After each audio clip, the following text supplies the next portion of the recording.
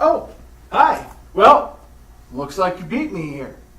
You know what? Today's a special day. It's episode 30 of Saturday Morning at Refresh. And it's really cold out. It's like 40 degrees or something like that. Haven't checked it, but I just know it was really cold. And today we're going to be talking something warm and wonderful when it comes to water. And we're talking coffee. I'll be right back. Yes, it's pink. So what?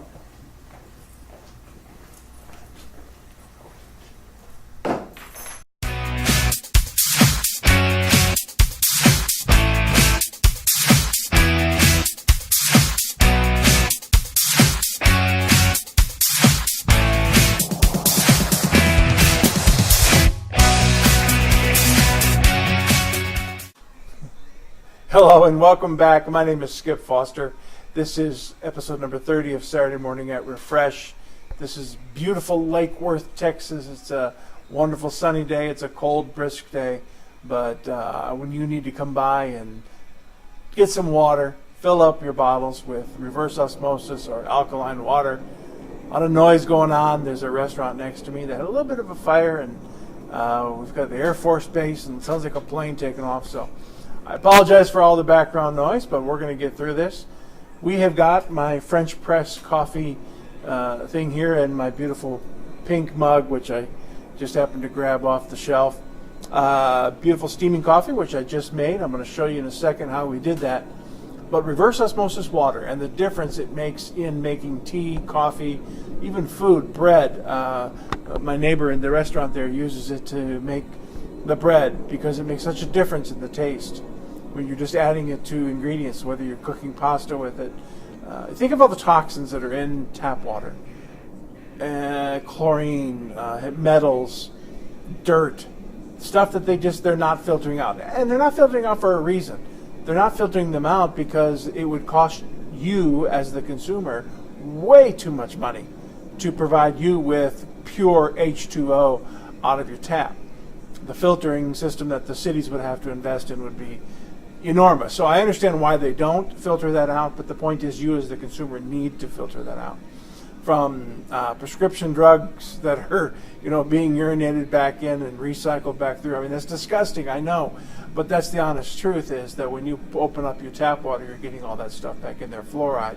Anything they want to add to that, it's just not a good picture. And it's not a good picture when it comes to making coffee or tea or food products or any other beverage that you're dealing with, your breakfast smoothie, whatever it is, you need to be using purified water. And here's the reason. Water is magnetic and it attracts itself to everything, which is why, pond water, even the top pond water, you can scoop it up and it's not crystal clear. You would think all the sediment and stuff would drop to the bottom, but it doesn't. It still maintains some kind of stickiness and holding on to the different products that are coming on through there. Well, the same thing with your tap water. It has been saturated with all the elements that are in the water, and so when you add coffee beans or you add tea leaves to those things, it just can't pull all that out of there because it's already pre-saturated with all the other things that are in your water, especially if you have well water and you have iron and you've got all the different things that go along with that, the calcium and the limestone. You're just not getting the cup of coffee that you deserve. You deserve better. Reverse osmosis water. So anyway, let's take a second and take a look at how we made the coffee, and I'll be right back.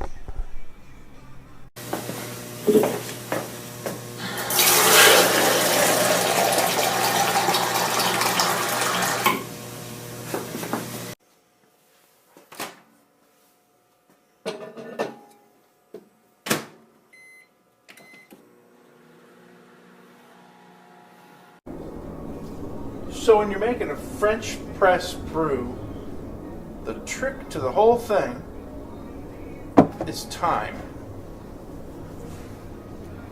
I do a 4-minute brew on my French press stuff. This is hazelnut cream, Coffee City, which is out of Tyler, Texas. 1 minute on top, 3 minutes on the bottom. I'll show you how that works. Point is, with the reverse osmosis water, what you're getting is a much more saturated coffee blend. Because of the fact that there aren't already all the toxins and the things in the water, then it has a chance to be able to take all that coffee out of those beans. So 1 minute on top, and we'll come back in just a second and I'll show you how we do 1 minute on the bottom. We'll watch and see how that brews up. Okay, we're back, and now we're going to break the crust for our last 3 minutes of brew. And all we do is just bust it. And when you bust it like that, you don't have to stir it very much, because that coffee just all of a sudden drops through there. It was floating on the top, and it'll stay floating until you take a spoon and just kind of pierce that package there. And that's where the real brewing starts, right here. And we'll come back in a couple minutes and we will have coffee.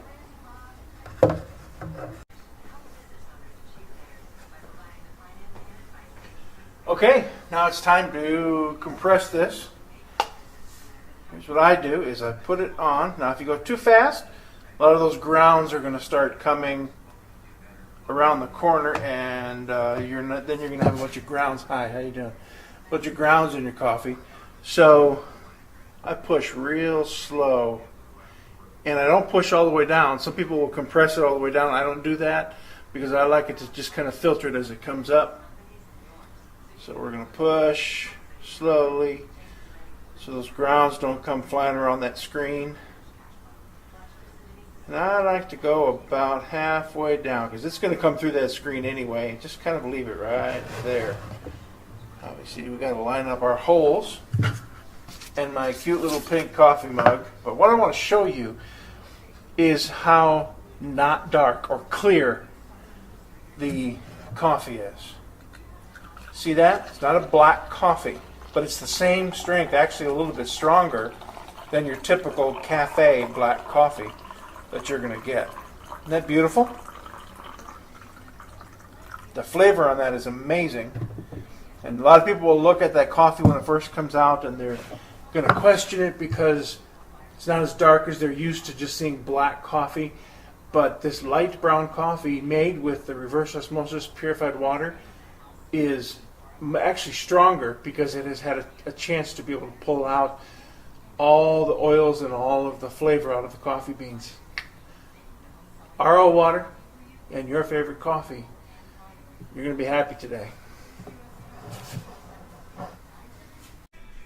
Hey, I'm glad you saw that.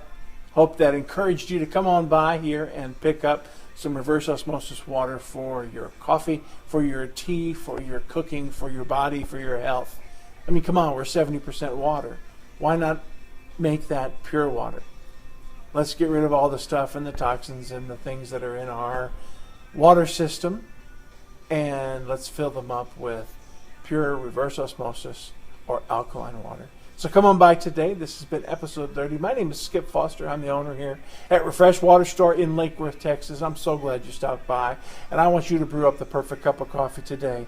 As you get into this cold summer, hot chocolate, whatever it is you're putting, make sure that the water you're using to make your beverage is reverse osmosis water. Thanks.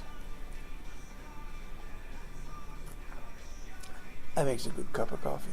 It really does. You do. You do a good job.